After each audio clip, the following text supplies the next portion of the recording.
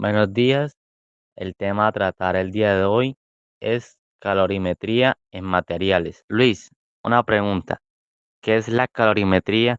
¿Y me puedes decir una de sus propiedades térmicas? La calorimetría en materiales es una rama de la física que se centra en el estudio de la transferencia de calor en diferentes materiales y sustancias. Esta disciplina es fundamental para comprender cómo los materiales corresponden a los cambios de temperatura y cómo pueden utilizarse en diversas aplicaciones, como la fabricación de dispositivos de refrigeración, el diseño de materiales aislantes o la optimización de procesos industriales. Los calorímetros son instrumentos utilizados para medir la cantidad de calor absorbido o liberado por un material cuando se somete a un cambio de temperatura. Hay diferentes tipos de calorímetros, cada uno diseñado para las aplicaciones específicas y para medir diferentes propiedades térmicas de los materiales. Algunas de las propiedades térmicas que se pueden estudiar mediante la calorimetría en materiales incluyen: 1. Capacidad calorífica. Es la cantidad de calor necesaria para elevar la temperatura a una unidad de masa y de un material en una unidad de temperatura. Se puede determinar experimentalmente mediante la medición de la cantidad de calor absorbida o liberada por el material cuando se somete a un cambio de temperatura conocido. Brisney, ¿qué otras propiedades térmicas tiene la calorimetría? La conductividad térmica es la capacidad de material para conducir el calor que se puede medir mediante técnicas calorimétricas que involucran la transferencia de calor a través del material y la medición de la velocidad a la que se produce este flujo de calor. Calor específico es la cantidad de calor necesario para elevar la temperatura de una unidad de masa de un material en unidad de temperatura. Se puede determinar experimentalmente mediante técnicas calorimétricas que implican la medición directa de la cantidad de calor absorbida o liberada por el material cuando se somete a un cambio de temperatura conocido.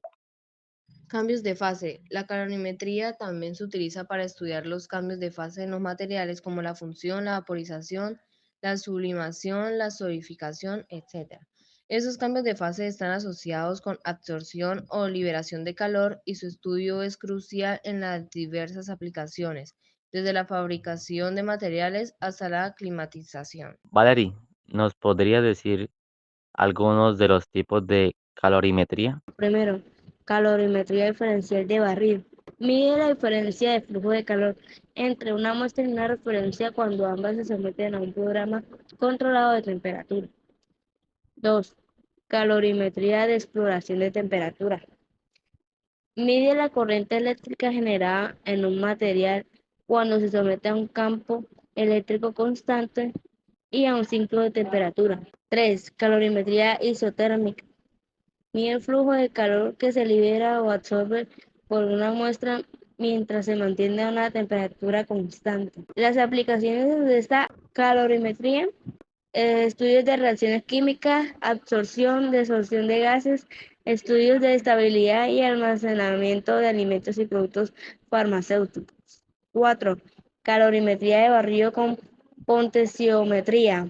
Similar al DSC, pero con la capacidad de medir la energía calorífica directa que se genera o absorbe durante un proceso térmico. Para concluir el tema de hoy, Mariana, ¿nos podías decir qué otros tipos de calorimetría existen? Claro, existen varios tipos de calorimetría. Está la calorimetría de potencia. Esta mide la potencia calorífica generada o absorbida por una muestra a lo largo del tiempo, proporcionando una imagen detallada de la cinética del proceso. Algunas aplicaciones son los estudios de reacción, monitoreo de procesos industriales y análisis de estabilidad de materiales. Otro tipo de calorimetría es la calorimetría termomecánica. Esta combina mediciones térmicas y mecánicas para estudiar cambios en propiedades mecánicas del material en función de la temperatura. Algunas aplicaciones son el estudio de propiedades térmicas y mecánicas de polímeros, compuestos u otros materiales estructurales. Muchas gracias por escucharnos.